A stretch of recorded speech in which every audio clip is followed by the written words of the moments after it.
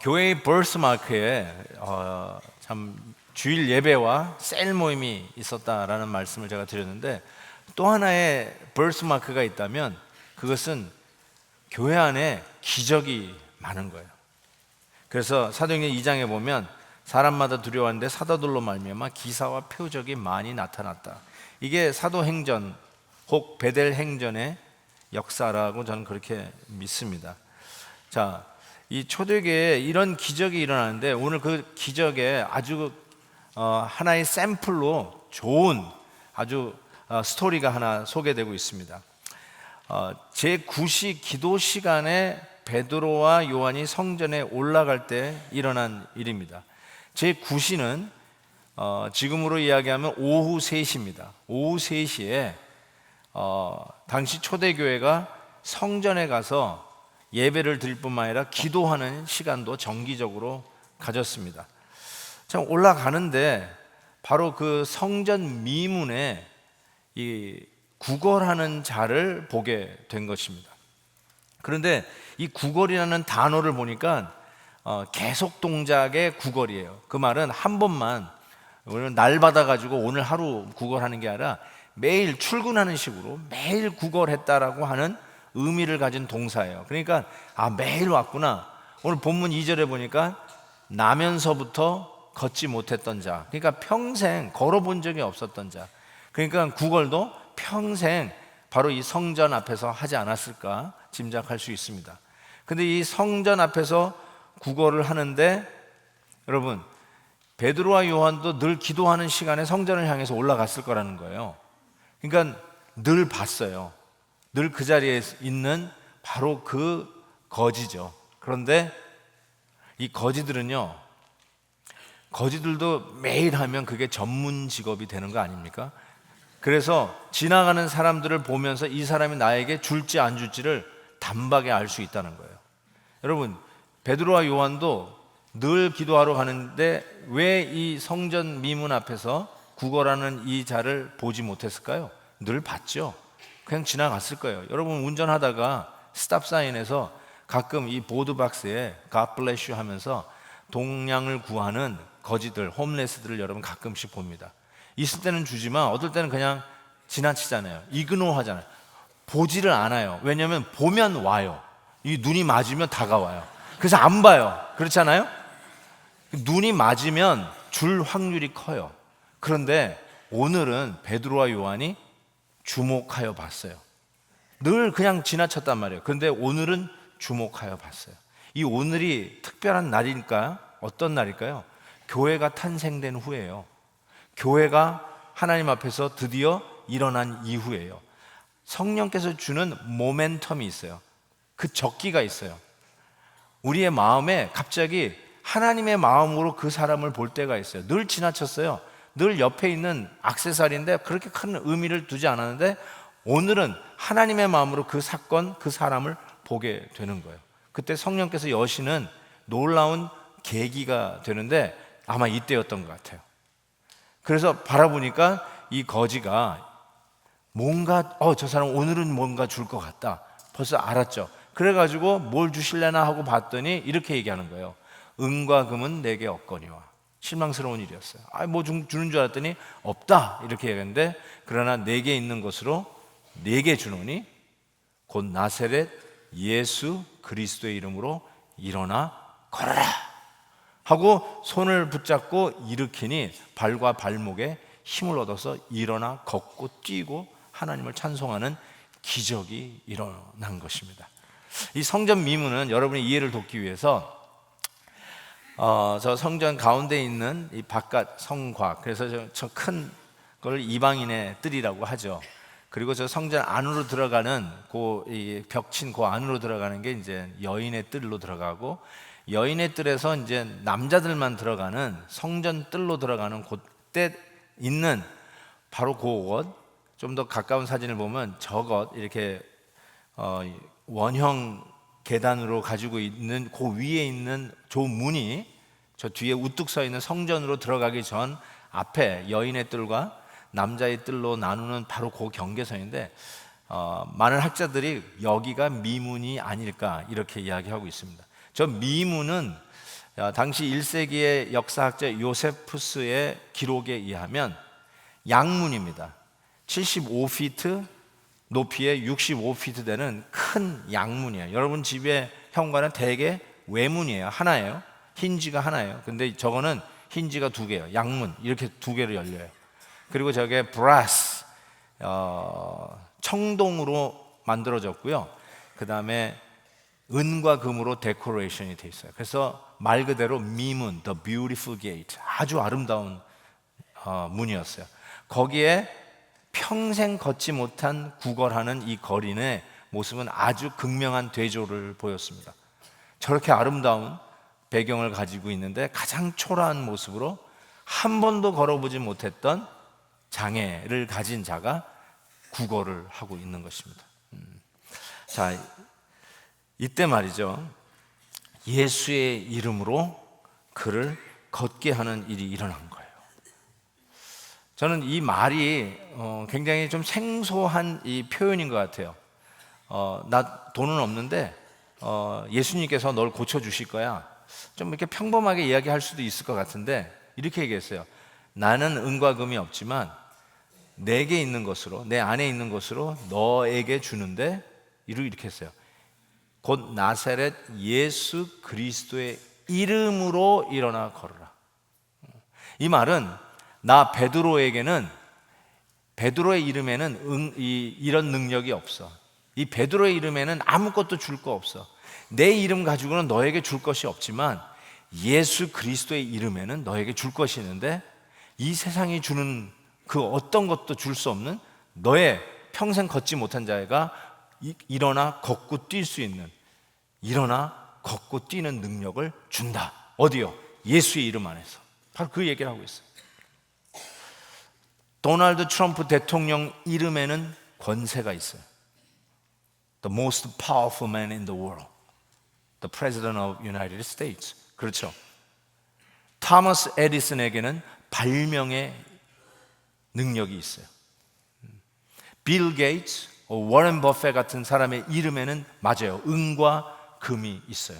그러나 예수 이름에는 이 세상이 줄 수 없는 하나님의 능력, 평생 걷지 못했던, 한 번도 걸어보는 것도 모르는, 설령 섰다 할지라도 첫 걸음을 내딛는 것이 무엇인지도 모르는, 나면서부터 안진뱅이 된 그 자에게 예수의 이름으로 걷고 뛰게 하는 능력이 있다는 것입니다. 예수의 이름에 있어요. 여러분, 예수의 이름에 있다는 이 말은 실은 이사야 선지자를 통해서 앞으로 예수님이 오시면, 메시아가 오시면 이런 일이 있을 거라고 예언한 것에 대한 성취라고 할 수 있어요. 이사야 35장에 보면 그때에는 저는 자는 사슴같이 뛸 것이다 라고 이야기하고 있어요.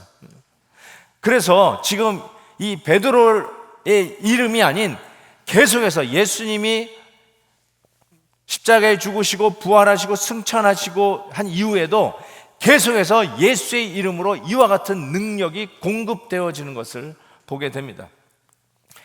세례 요한이 감옥에 갇혀 있었을 때 예수님의 이야기를 듣고 제자들을 보내서 예수님이 바로 우리가 기다리는 바로 그 메시아인지 좀 알아보고 오라 했더니, 세례 요한의 제자들이 물어봤어요. 당신이 그 사람입니까? 우리가 기다리는 바로 그 메시아입니까? 라고 했더니 예수님이 이렇게 대답하셨어요. 맹인이 보며 못 걷는 사람이 걸으며, 나병 환자가 깨끗함을 받으며, 못 듣는 자가 들으며, 죽은 자가 살아나며, 가난한 자에게 복음이 전파된다 하라. 가서 세례 요한에게 전하라. 이게 뭐예요? 옛날부터 바로 이러한 시대가 오는, 메시아 시대가 오면 바로 이러한 일이 벌어질 것이라고 이야기하고 있는데, 지금 그 일이 벌어지고 있다. 뭐예요? 내가 그 자다. 내가 바로 그 기다리던 메시아라는 것을 간접적으로 알려주시는 모습이라고 할 수 있어요. 여러분, 거린이 나면서부터 걸어보지 못한 자가 걷게 되었어요. 저는 아무리 상상을 해봐도 이게 어떤 기분일까를 우리는 짐작할 길이 없어요. 그런데도 간접적으로라도 그냥 대충이라도 생각할 때 이건 대단한 일일 것이다 라는 생각이 들어요. 한 번도 앞을 보지 못한 자가 드디어 빛이 들어오기 시작하면서 보이기 시작하는 기적. 하나도 소리를 모르는 자가 갑자기 소리를 듣기 시작하는 기적. 그런 그 영상을 보니까요, 막 엉엉 우는 걸 봤어요. 하나도 안 들리는데 이 뭐 디바이스를 놓고 소리가 들리기 시작하니까 엉엉 울어요. 아, 이런 감격이 있겠구나. 근데 한 번도 걸어보지 못했던 사람이, 걷는 게 뭔지를 모르는 사람이 걷는 것이 얼마나 이 엄청난 일일까, 이렇게 생각을 해보게 돼요. 그래서 여기서 보니까 걷고 뛰고 그랬어요.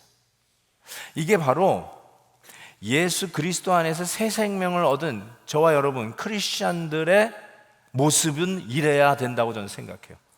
그게 바로 구원의 감격이고 예수 안에서 새로 태어난 새 생명을 얻은 자의 반응이어야만 하는 것입니다. 그래서 존 파이퍼 목사님, 제가 정말 존경하고 지금 은퇴하셨는데, 제가 이분 배우려고 30대에 이분 교회까지 가가지고 컨퍼런스에서 배워보려고 쫓아갔던, 그리고 이분의 책을 읽는데, 이분 교회 갔더니 이렇게 딱 배너가 2개 쫙 들어져 있어요. When God is glorified, we are most satisfied, 이렇게 써 있어요. 너무너무 감격적인 모토였어요. 하나님이 영광을 받을 때 우리는 최고로 행복하다. 맞는 말이에요. 하나님이 영광 돌리라는 말이 우리는 비참해져도 하나님은 영광 받으셔야 된다는 그 뜻이 아니라 하나님이 영광 받으실 때 우리는 최고로 행복하다. 맞아, 맞는 말이야. 근데 그분이 이런 말을 하더라고요. 우리 크리스찬들이야말로 이 세상에 사는 가장 최고의 쾌락주의자이다. We Christians are the hedonist, 이런 표현을 썼어요. hedonist, H-E-D-O-N-I-S-T, hedonist. 그게 쾌락주의자예요. 약간 좀 부정적인 의미를 가지고 있어요, 실은. 이렇게 자기의 유익과 자기의 어떤 좋아하는 것, 신나는 것만 하는 사람들을 히드니스트라고 그러는데, 실은 우리 크리스찬이 그런다는 거예요. 영적으로 볼 때 우리야말로 가장 최고의 기쁨을 추앙하고 지향하고 가장 즐거운 일만을 하는 자들이 우리 크리스찬들이에요.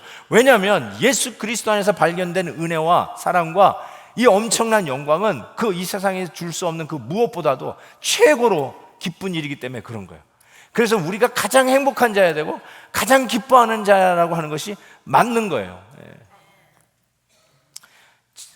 한국의 지성을 대표한다는 이어령 박사님이 70이 넘어서야 드디어 예수를 믿고 세례를 받았던 기사를 여러분 아마 보신 적이 있을 거예요. 그분이 예수 믿게 된 것은 그분 딸 때문에 그래요. 그분 딸이 남가주에서 검사도 해봤고 변호사도 하셨을 거예요. 아시는 분들 좀 있을 거라고 저는 생각하는데, 그 딸이 암에 걸려가지고 암 투병 중에 그 딸 본다고 이어령 박사가 미국에 왔나 봐요. 근데 이분이 이제 간증을 하는데, 이 CTS에서 제가 이분의 간증을 보았습니다. 근데 그 CTS에서 이렇게 얘기하더라고요. 한 번은 그 병 아파가지고 하는 이 딸이 자기가 다니는 교회 가자고 그래서 교회 갔대요. 그 교회가 어느 교회인지는 잘 모르겠어요. 베델 교회는 아닌 것 같아요. 왜냐하면 이런 말을 해요. 거기서 찬양을 하는데 딸이 그 예배 중에 딸을 하는데 이러고 막 박수를 치고 찬양하더라고요. 근데 소위 지성의, 한국 지성의 대표라고 하는 이현영 박사 그거를 보더니 자기가 가장 싫어하는 모습을 딸이 하고 있더라는 거예요. 그래서 얘기했더래요. 야, 너는 좀 배운 애인데 그래도 너는 검사도 하고 이렇게 법원 앞에서 변호사 일도 하는 소위 공인인데 좀 배운 사람답게 해라. 그게 뭐냐. 그렇게 얘기했는데 그분이 그 간증하면서 이렇게 했어요. 그대로 읽을게요. 아빠, 이렇게 기쁨이 없고 춤추고 싶은 것이 없으면 하나님 믿는 게 아니야. 영원히 있고 구원을 받았는데 안 뛰쳐나가? 영원히 있고 구원을 받았는데 안 뛰어? 춤을 안 춰? 바로 이런 것이 없다면 믿음이 없는 것이고, 이런 기쁨이 없다면 우리 모두는 짝퉁이라고 하는 말이 맞는 것 같아요. 여러분, 예수 안에서 이런 기쁨과 영광과 구원의 놀라운 축복을 누렸는데 안 뛰는 게 이상하고 박수 안 치는 게 이상하고 기뻐하지 않는 게 이상하다는 거죠. 만약에 우리의 삶 속에 기쁨이 없다면, 뭐 가장 쾌락주의자라는 이런 표현이 역설적으로 얘기하지만 정말로 우리의 삶 속에 예수 안에서 누리는 이 기쁨이 없다면 우리의 믿음은 가짜라는 말은 우리가 수긍할 수 있지 않습니까? 우리가 그런 게 있어야 되잖아요. 여러분에게 여쭤보고 싶어요. 예수님 때문에 한번 기뻐 뛴 적이 있는지요? 예수 믿기 때문에 감격적으로 눈물 흘려보신 적이 있는지요? 예수 믿는 것 때문에 교회 달려 나오는 발걸음이 설레이고 막 정말 I can't wait 하면서 교회로 오는 그런 발걸음이 있었는지요? 예배 드리면서 감격스러워서 그냥 뛰고 싶어서 어쩔 줄 몰라 하는 그런 감격적인 시간이 있었는지요? 여러분, 만약에 없었다면 여러분 믿음 어쩌면 짝퉁인지 몰라요, 가짜인지 몰라요. 예수 안에서 뛰는 거, 가장 행복한 자가 크리스천이라고 하는 이런 말들이 그냥 듣기 좋은 말이 아니라 이게 리얼리티, 그게 진짜란 말이에요. 진짜 예수 안에서는 이런 기쁨이 있습니다. 기뻐 뛰어야죠. 한번 뛰는 거 있어야 되죠. 아유, 점잖은 우리 양반이 무슨 뛰어. 뭔 양반이에요, 양반은. 예수 안에서 뛰는 감격이 있어야죠. 몸이 아프셔가지고 못 뛸 뿐이지, 지금 류마티스 허리 아픈데 뛸 수는 없죠. 맞아요. 그래도 나의 영혼은 기뻐 뛰며 주를 바라보겠네. 여러분, 이렇게 한 번도 걸어보지 못했던, 평생 성전 미문 앞에 앉아가지고 구걸하던 사람이 갑자기 걷고 뛰고 야단 났어. 이거를 본 사람, 아니 저 사람이 저거 구걸하던 저 사람 아니야? 저 사람이 걷고 뛰네? 사람들이 몰리기 시작했어요. 솔로몬 행각이라고 하는 곳에 몰렸어요. 그때 베드로가 두 번째 설교를 시작합니다. 첫 번째는 오순절 성령 강림 때 한 설교에 3,000명씩 예수 믿겠다고 몰려들었던 그 부흥 다음에 두 번째 설교할 기회를 얻습니다. 솔로몬 행각은 어딘가 하냐면요, 아까 그 성전 그 성곽에서 나오면 이 사각형 있잖아요. 저 이방인의 뜰을 상징하는 사각형에, 여러분 사진에 보면 오른쪽에 빨간 지붕이 있어요. 그거를 솔로몬 행각이라고 이야기를 하는데, 이 행각은 이 로만 이 칼럼 같은 두 칼럼이 쫙 줄 서 있습니다. 저기에서 예수님도 요한복음 10장에 보니까 바로 솔로몬 행각에서 가르치셨어요. 선한 목자가 무엇인지. 선한 목자는 양을 위해서 생명을 내놓는, 바로 그 이야기를 할 때 솔로몬 행각에서 가르쳤다라고 하는 말씀이 나오는데, 바로 저기에서 베드로가, 사람들이 놀래가지고 이게 어떻게 된 일이야 하면서 지금 평생 한 번도 걷지 못하고 구걸하고 있는 그 안진뱅이가 막 걷는 모습을 보고 오 마이 갓 이러고 있다가, 그를 붙잡아 일으켰던 베드로와 요한을 보고 오 마이 갓 이러고 있는데 베드로가 이렇게 했어요. 너희들 왜 놀라느냐, 왜 놀라느냐. 12절에 이스라엘 사람들아, 이 일을 왜 놀랍게 여기느냐 라고 이야기를 합니다. 여러분, 참 이게 컨택 포인트죠. 설교는 이런 컨택 포인트에서 하는 거죠. 왜 놀라냐. 여러분, 이런 설교를 하면서 마치 왜 우리가 이 사람을 일으킨 것처럼 우리를 쳐다보느냐, 그러면서 이렇게 얘기해요. 누가 이 사람을 일으켰느냐? 너희들이 십자가에 못 박아 죽인 예수 그리스도가 일으켰다, 이렇게 얘기해요. 이게 설교예요. 이게 사람들이 자기의 관심과 자기의 궁금함과 자기의 어젠다를 가지고 왔어요. 근데 그거를 예수 그리스도를 향하게 하는 이 설교, 이게 베드로의 설교였어요. 이렇게 얘기해요. 그 자들이 몰려와 있었던 자들은 어쩌면 가능성이 큰데 예수님을 십자가에 못 박으라고 외쳤던 사람들도 거기에 있었을 거예요. 바라바를 놔줘라, 바라바를 놔줘라. 그러나 예수는 십자가에 못 박아라 하면서 빌라도 앞에서 고래고래 소리를 쳤던 그 사람들 중에 몇 사람은 거기에 있었을 거라고 저는 생각해요. 그런데 그들을 놓고 어쩌면 베드로는 듣기 좋은 설교를 하는 게 아니라 목숨을 내놓은 설교를 합니다. 왜요? 자기의 스승을 십자가에 못 박은 자들, 그들 앞에서 이렇게 설교를 합니다. 너희들이 예수를 죽였다. 13절에 보니까 이렇게 했어요. 너희가 그를 넘겨주었다. 빌라도가 놓아주기를 결의한 것을. 빌라도는요, 예수님 놓아주려고 그랬어요. 예수님이 죄가 없다는 것을 빌라도는 너무 잘 알았어요. 이 빌라도는 놔주려고 했는데 너희가 거부했다. 14절, 너희가 거룩하고 의로운 일을 거부하고 살인한 사람을 놓아주기를 구했다. 15절, 너희가 결국 생명의 주를 죽였도다. 이렇게 이야기를 합니다. 와, 정말 영어로 이렇게 You murdered the Prince of Life. You murdered the Prince of Life. 얼마나 강한 표현이에요. 아니 저게 미쳤나? 어떻게 우리 보고 그래? 여러분 오순절 설교할 때도 베드로가 비슷한 설교를 했어요. 사방팔방에서 몰려온 디아스포라들, 예수님이 십자가에 못 박혀 죽으셨을 때는 예루살렘에 없었던 디아스포라를 향해서 너희들이 예수를 죽였다. 근데 여기서도 진짜 예수를 잡아 죽이라고 했던 바로 그들을 향해서 목숨을 내걸고 너희들이 생명의 줄을 잡아 죽였다. 바로 너희들이 죽인 예수 그리스도, 그 이름으로 너희들이 앞에 지금 놀랄 만한 일들, 이 평생 걷지 못했던 자가 지금 걷고 뛰며 하나님을 찬송하고 있다는 것이다. 지난번에 교회에 오셔가지고 강의해 주신 분의 자기는 어쨌든 기독교를 핍박하려고 성경을 읽기 시작했다는 분 아니에요? 근데 그분이 그런 얘기를 하더라고요. 진짜 뭐가 싫으냐면 God loves you 라고 하는, 하나님이 당신을 사랑하십니다 라고 하는 그 사인을 봤는데 그것도 그렇게 싫더래요.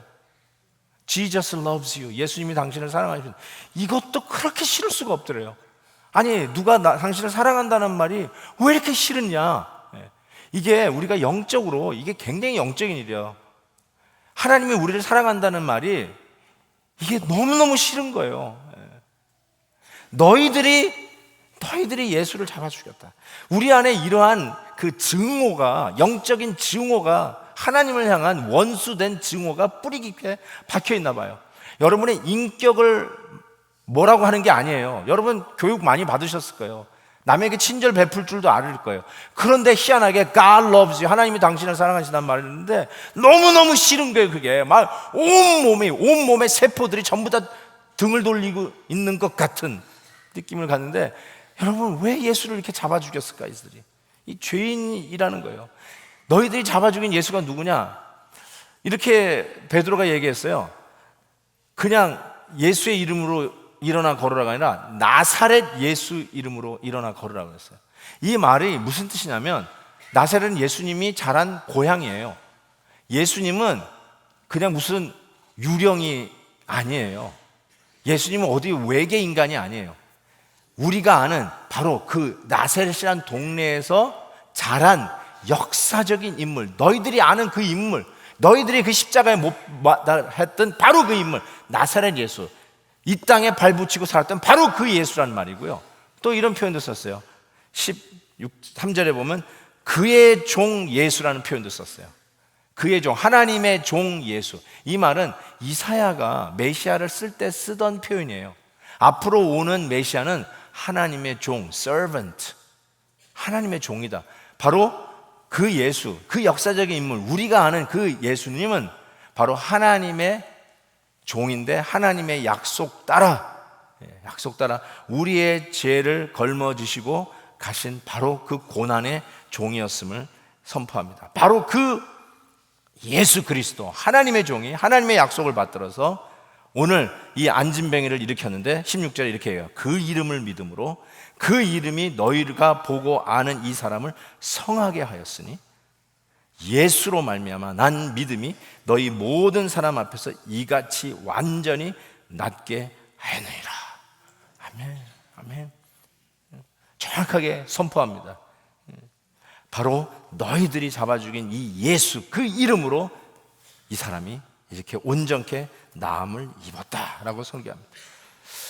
그러면서 베드로는 여기서 설교를 끝내지 않습니다. 너희들이 잡아 죽였다, 지적하는 것으로 끝나지 않습니다. 설교는 지적질이 아니기 때문에 그래요. 설교는 처방이 따라오게 돼 있어요. 그래서 베드로는 이렇게 17절을 계속 설교를 이어가는데, 형제들아 너희가 알지 못하여 그리하였다 라고 얘기합니다. 네가 몰라서 그런 거지 하면서 마음의 문을 열기 시작합니다. 여기서 몰라서 그런 거지, 실은 베드로가 그 장본인 아닙니까? 몰라서 그 비자 앞에서 당신의 주 예수 그리스도를 3번씩이나 부인하지 않습니까? 근데 요 부인했다는 누가복음에서 쓰는 부인이라는 말이 여기에서 너희가 빌라도가 내어주기를 원하는 자를 너희가 거부했다, 너희가 넘겨줬다, 거부했다는 말이 이게 같은 말이더라고요. 거부, 영어로는 disown인데 헬라어는 에르네사스테, 못 읽어도 되냐? 에르네사스테. 이 똑같은 단어, 베드로가 예수님을 부인한 에르네사스테가 여기서 써요. 너희들이 지금 예수님을 거부했다. 에르네사스테. 똑같은 동병상련이에요. 내가 그랬듯이 너희들도 그랬다.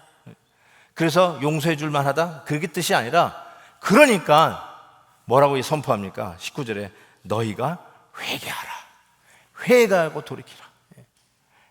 그냥 죄인인 것만 지적한 게 아니라 살인은 처방을 주는데, 처방이 뭐냐? 회개하라고 얘기해요. 왜 이게 처방이냐면요, 오늘 이 베드로의 설교에 이 회개하라 하고 회개가 주는 효과 3가지를 이야기하고 있어요.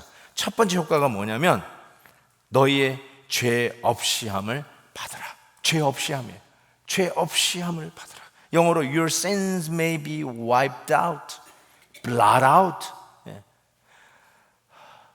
저희 부모님이 세탁업을 하셨어요. 그래서 세탁업 하시는 분들은 어쩌면 잘 하실 거예요. 이 손님이 이게 뭐 스테인 묻은 거, 밥 먹다가 이게 좀 흘린 거, 이런 거 좀 빼달라고 하잖아요. 요거 빼달라고. 그때 쓰는 말이 이 blot out이에요. 요거 빼달라고. wipe out, 깨끗하게 씻어달라고. 자국 없이 새 옷같이 빼달라고 하는 거. 이게 무슨 말인지 아실 거예요. 그래서 케미컬 쫙 쳐가지고 싹 빼내는 그런 식으로 우리가 죄로 얼룩진 영혼인데, 회개하면 wipe out, blot out 한다. 이 부분을 이렇게 해석한 이 한 주석가의 책을 참고한다면, 옛날 잉크는요 기름이 없대요. 그래서 이 파피루스에 글을 쓰잖아요. 그러면 글을 쓰면 그 잉크가 이렇게 물기가 남아 있는 거예요. 그래서 가만히 놔두면 이게 드라이 아웃 되면은 그냥 거기에 이제 글씨가 남는 건데, 그러면 이거를 잘못 썼어요. 그럼 지울 때 어떻게 하냐? 이게 기름이 없기 때문에 스펀지를 물에 이렇게 적셔가지고 그거를 이렇게 싹싹싹 적셔요.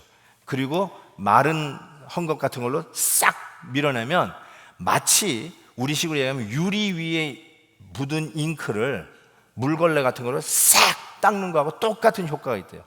그때 바로 그 잉크, 오일이 없는 잉크, 파피루스에서 스펀지에 물을 적셔가지고 싹 닦아내는 것, 그게 정확하게 와이프아웃이에요.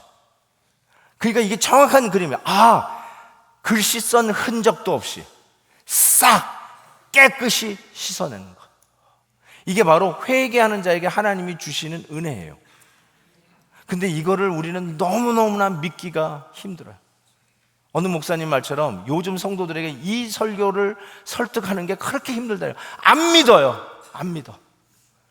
회개하면 나의 죄를 하나님이 이렇게 싹 깨끗이 자국을 빼듯이 싹 지워주신다고 그러는데, 이걸 안 믿어요. 어떻게 이걸 공짜로 용서받아? 이걸 어떻게 그냥 냉큼 용서받는다고 할 수 있어요?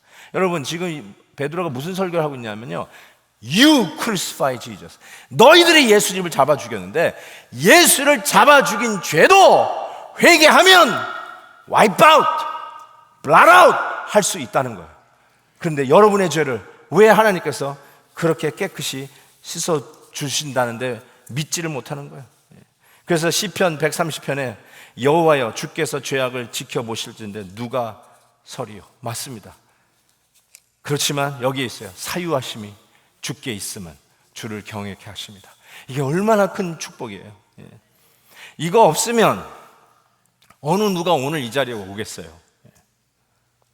하나님이 나의 죄를 이렇게 깨끗하게 와이프 닦아주시고 흔적도 없이 지워주신다는 이 용서가 없으면 어떻게 제가 여기 서 있겠어요? 난 이거 생각하면 너무너무 감격스러워요.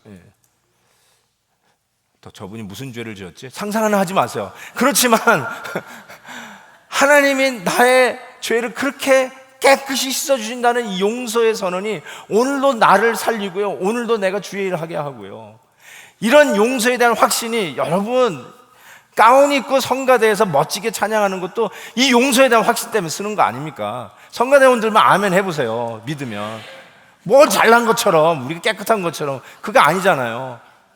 여러분도 마찬가지예요. 아무리 멋있게 입고 교회 안으로 걸어 들어왔다고 거룩해지는 게 아니거든요. 때 묻었잖아요. 맨 얼룩이잖아요. 세탁소에 가져오는 그냥 지저분하고 때 묻은 거 그냥 그거 가져오고 여기 온 거 아니에요. 그런데 우리가 어떻게 그 거룩한 하나님 앞에 옵니까?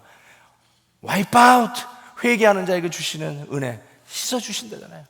아멘입니다. 아멘. 이 은혜로 사는 거예요. 또 하나는 새롭게 하는 효과가 있어요. 새롭게, 영어로 보니까 refreshing, 새롭게 하는 은혜. 19절 보세요. 이같이 하면, 회개하면 새롭게 되는 날이 주 앞으로부터 이를 것이다 라고 이야기하고 있어요. refreshing. 여러분, 용서받는다는 게 부담으로 다가올 수가 있어요. 큰 죄인일수록 부담으로 다가올 수가 있어요. 어휴, 내가 이걸 용서받았대. 와, 이거는 공짜로 받을 수 있는 게 아니지. 그래서 내가 한번 노력해야지. 그래가지고 어른들에게 자리 양보하고 뭐 화장실 청소하고, 그래도 교회 왔는데 부엌에 가가지고 열심히 일해야지. 그러면 좀 용서받을 자격이 생길래나 하고 소위 양심에 호소한다고 하면서 괜찮은 사람인 것처럼 착각하는데, 여러분, 그거는 성경에서 율법주의자라고 제가 로마서 강해를 할 때 누누이 얘기했어요. 그럼 우리가 왜 봉사하느냐? 용서 받았으니까 감사해서 하는 거예요. 용서 받으려고. 내가 그래도 양심이 있지, 좀 일하고 용서 받아야지. 아니에요. 그렇게 받는 용서가 아니에요. 하나님이 주셨어요. 회개하는 자에게 와이프 아웃 하셨어요.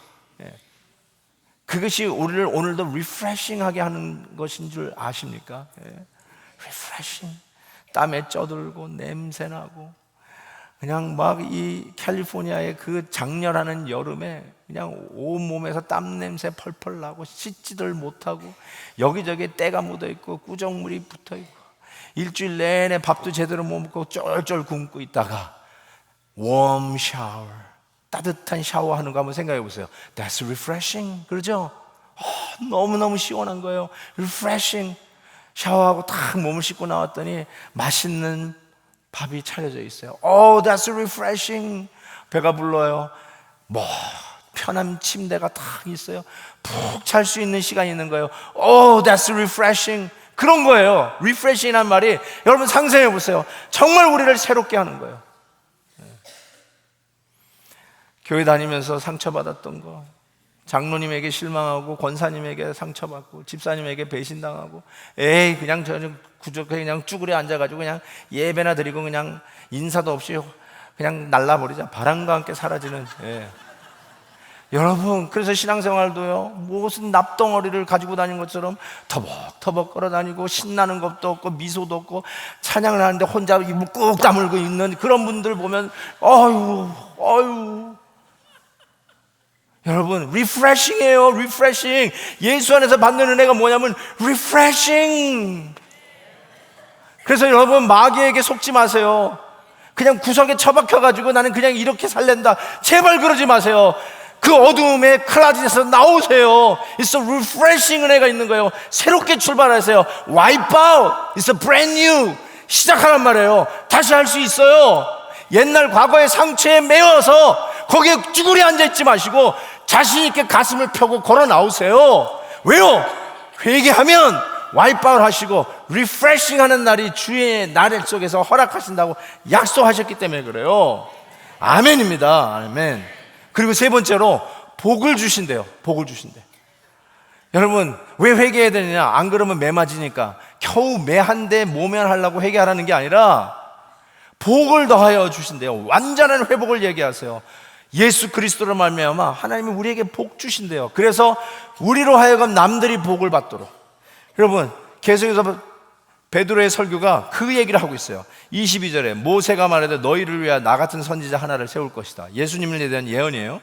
24절, 이것 때문에 그 이후 일어나는 수많은 선지자, 사무엘부터 시작해서 모든 선지자도 이때를 가리켜 말하였느니라. 예수님이 올 때, 메시아 올 때를 얘기를 한다는 거예요. 25절, 아브람 때도 이르시기를 땅 위의 모든 족속이 너의 씨, your offspring, 너의 씨 예수 그리스도를 통해서 복을 받으리라, 이렇게 얘기했어요. 그 복을 받은 자잖아요. 우리가 회개하고 리프레싱 되고 죄는 용서받고 이제 우리는 복의 근원 되어서 우리로 하여금 이 세상에 복을 받도록 복의 근원으로 여러분을 세우신다고 약속하시는 거예요. 회개의 효과예요. 이 은혜를 우리가 받았어요. 바로 너희들이 내가 잡아 죽인 예수 그리스도의 이름에 이 능력이 있는 거예요. 제가 요즘은 그래도 그런 게 없는데, 제가 30대에는 걸핏하면 가위 눌렸어요. 가위 눌린 거 많이 경험해 보셨을 거예요. 맞아요. 몸이 허하면 일어나는 어떤 현상일 수 있어요. 근데 저는 그냥 단순히 몸이 허해서 일어나는 것이 아닌 것 같아요. 영적인 일인 것 같아요. 몸이 허했다면 지금 더 허하죠. 30대 혈기왕성했을 때 보다는 지금이 더 허한데, 지금은 별로 없어요. 근데 30대 목회를 시작하면서 계속 가위 눌렸어요. 지금도 정확하게 기억해요. 가위 눌린 거 뭐 눌려보시면 아시겠지만, 나는 빠져나와서 나를 보고 있어요. 무슨 말인지 아시죠? 난 빠져나왔어요. 그리고 내 위에 어두운 물체가 이게 타고 앉아 있어요. 그리고 제 목을 졸라요. 그리고 내가 그걸 보고 있는 거예요. 그래서 내가 숨을 못 쉬는 거예요. 말이 안 나와요. 가위 눌리면 말이 안 나와요. 제가 어떻게 이 가위 눌리면서 해방됐을까요? 예수 이름으로. 근데 이 예수 이름에 예자가 안 나와요. 해보세요. 가위 눌린 사람은 말이 안 나와요. 그냥 입으로는 안 나와도 속으로 외치는 거예요. 예수 이름으로 물러가라. 예수 이름. 그러면 참 희한하죠. 그 어두운 그림자, 내 위에 올라타가지고 목을 조리고 있는 이 어두운 그림자가 evaporate, 연기처럼 픽 사라져요. 참 희한하죠. Every time이야. Every time 여기 올 때 예수 이름으로 하면 탁 사라지면서 말이 탁 터져나와요. 여러분, 해보세요. 내가 무슨 열려라 참깨 주문 외우라는 소리가 아니라 정말로 예수 이름에는 능력이 있습니다. 김한효 석자 이름에는 아무 능력이 없어요.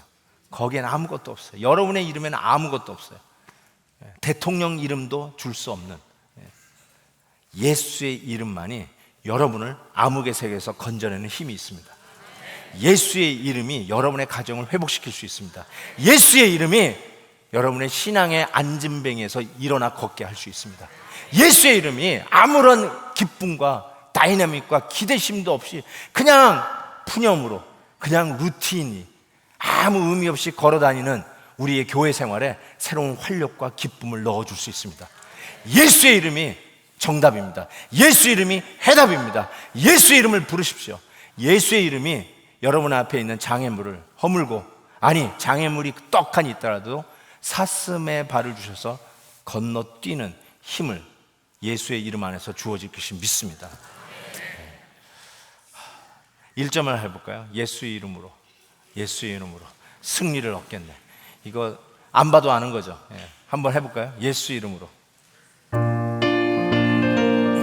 다 주일학교로 돌아가셔서 힘있게 예수 이름으로, 예수 이름은 승리를 얻었네. 아멘. 예수 이름은 승리를 얻었네. 할렐루야. 예수 이름으로 나아갈 우리 앞에 누가 서리요. 예수 이름으로 나아갈 승리를 얻었네. 아멘. 믿습니까? 예수 이름으로 승리는 주어집니다. 기도하겠습니다. 우리 한번 예수의 이름 외치면서 기도합시다. 여러분 앞에 있는 무슨 장애물이 있든지 간에, 어떤 어려움이 있든지 간에, 여러분을 목조르고 있는 어두운 세력들 예수 이름으로 물리치십시오. 여러분을 기죽이게 하는 것, 신앙생활의 활력을 빼앗아간 것, 그냥 구석에 처박히게 신앙생활하는 것, 아무 기쁨도 없이 신앙생활하는 것, 그건 짝퉁이에요. 예수 이름으로 물리치시고 어둠에서 걸어 나오십시오. 예수의 이름에 능력이 있습니다. 우리 예수 이름 부르면서 같이 통성으로 기도합니다. 우리 이제 하나님 예수 그리스도 이름으로 기도합니다. 모든 이름에 뛰어난 이름, 모든 능력 위에 능력이 되시는 예수 이름으로 기도합니다. 하나님, 우리 안에 모든 장애물들을 뛰어넘게 하시고 우리의 연약함을 강하게 하시고, 하나님 다시 한번 우리의 발과 우리의 발목에 힘을 주셔서 일어나 걷고 뛰게 해 주시옵소서. 잃어버렸던 기쁨 회복하게 해 주옵소서. 우리의 죄악을 회복 깨끗이 씻어주시는 주님, 할렐루야, 감사와 찬양과 영광을 올려드립니다. 새롭게 하옵소서, 리프레싱하게 해주옵소서. 하나님, 겨우 구걸하는 구걸자의 삶이 아니라 복을 나누어주는 복의 근원 되게 하여 주시옵소서. 하나님, 우리의 가정을 예수의 이름으로 회복시켜 주시고, 하나님, 우리의 일터를 예수의 이름으로 일으켜 주옵시고, 우리의 연약한 육체를 예수의 이름으로 강건하게 하여 주시옵시고, 예수의 이름으로 깨어졌던 우리의 관계도 회복되게 하여 주시옵소서. 우리 VIP들 예수의 이름으로 강철판같이 닫혀있던 마음의 문을 눈같이 녹여 주시옵시고, 예수의 이름으로 천하보다 귀한 영혼이 주께 돌아오는 역사가 있게 해 주시옵소서. 예수님의 이름으로 기도하옵나이다. 아멘, 아멘.